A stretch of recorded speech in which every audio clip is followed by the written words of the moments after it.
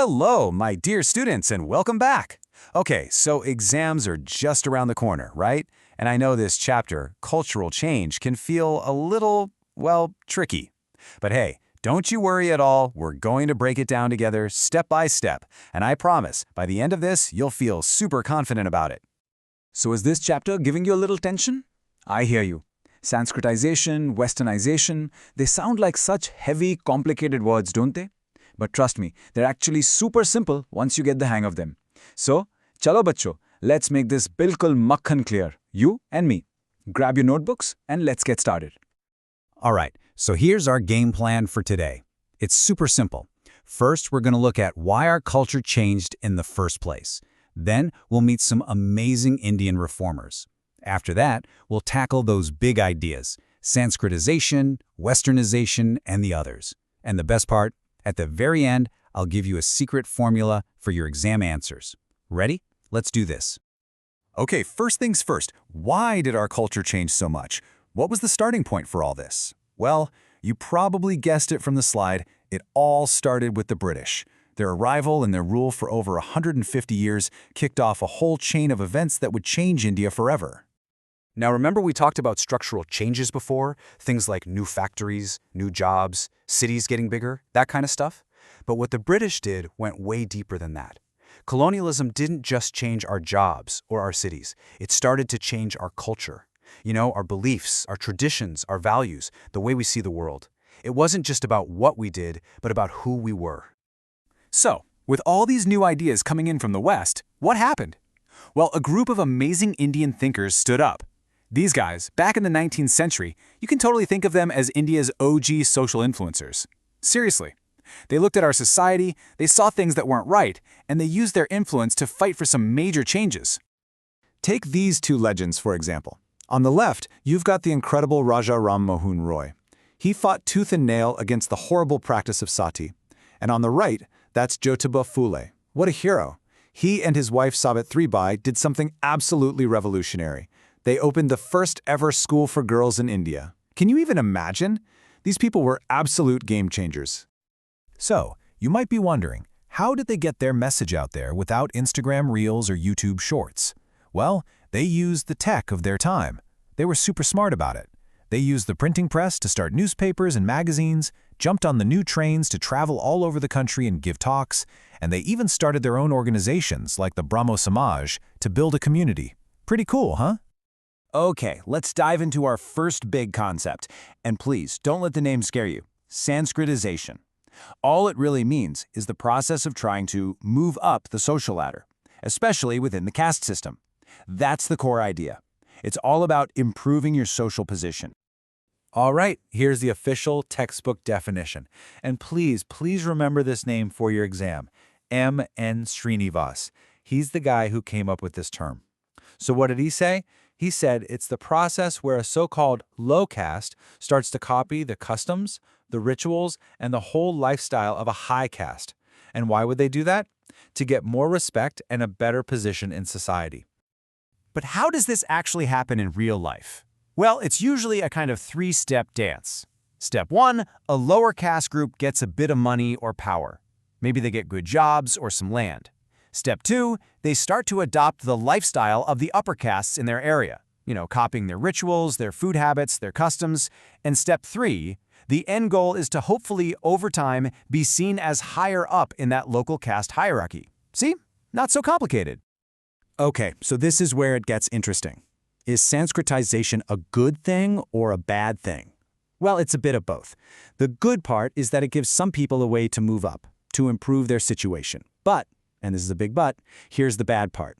Critics say it's only a positional change, not a structural one. It doesn't actually challenge the caste system itself. It kind of reinforces it. It's like saying, the system is fine, I just want a better spot in it. It also pushes the idea that upper caste culture is the best one, which can devalue other cultures, like Dalit culture. All right, moving on to our next big idea, Westernization. Now, I know what you're probably thinking. Jeans, burgers, pop music, right? And yeah, that's part of it. But as sociologists, we have to look deeper. It's so much more than just that. And guess who's back? Yup, M.N. Srinivas. He defined Westernization as basically all the changes that happened in Indian society and culture because of those 150-plus years of British rule. And this isn't just about clothes and music. We're talking about huge things like technology, new institutions like schools and courts, and totally new ideas and values.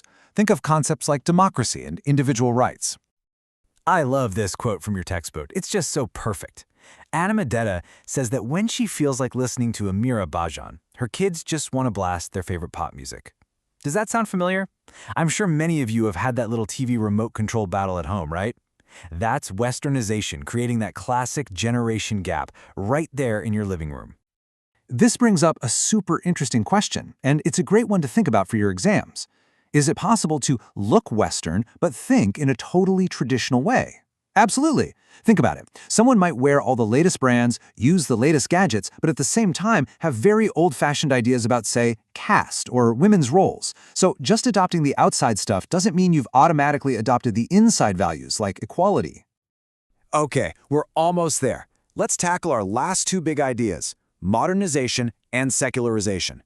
And listen, it's really easy to mix up modernization with Westernization, but they are not the same thing. Westernization is about the influence of a specific culture, the West. Modernization is a much bigger, more general idea about a new way of thinking and living. So what does being modern actually mean? Well, a few key things. First, it's the idea that who you are is based on what you achieve, not the family you were born into. It's all about having choices. Modernity also pushes us to think scientifically, to ask questions, to be rational, instead of just following tradition without thinking. And finally, it focuses on big, universal ideas like human rights that apply to everybody everywhere. And that brings us neatly to secularization. In simple words, it just means that religion has less influence over certain parts of our public lives. A really fascinating Indian example of this is what's called the secularization of caste. See, caste used to be seen as a purely religious and ritual thing. But now, it has become a powerful political identity. People organize based on caste to demand their rights, to form political parties, to fight for reservations. Its job has changed from being something purely religious to something very political and, well, secular. All right, everyone, deep breath. This is the part you've all been waiting for, your exam super revision. Let's make sure you can absolutely crack that 5-mark question from this chapter. So listen up, this is important. Okay. Picture this. You open your exam paper and you see this question, write a critical essay on Sanskritisation. 5 marks. It's a classic. Your first reaction might be panic, but no, you're going to smile because I'm about to give you the perfect formula to answer it. Here it is, your magic 4-step formula. Ready? 1. Define. Start straight away with M.N. Srinivas's definition. 2. Explain. In your own words, describe how the process works. Maybe give a little example. 3. Criticize. This is the most important part because the question asks you to be critical. This is where you get the top marks. Give at least 2 or 3 criticisms we talked about. It's only a positional change. It reinforces inequality, and so on. And finally, step 4, conclude. Just wrap it all up with a quick summary sentence. You follow these 4 steps, and those 5 marks are in your pocket. Guaranteed. And just like that, we're done. We've covered the whole chapter. See, I told you it wasn't so scary. You guys have done a great job just by listening and learning today. You are so much more prepared now. So please, walk into that exam hall with your head held high and be confident. You totally got this. All the very best from my side.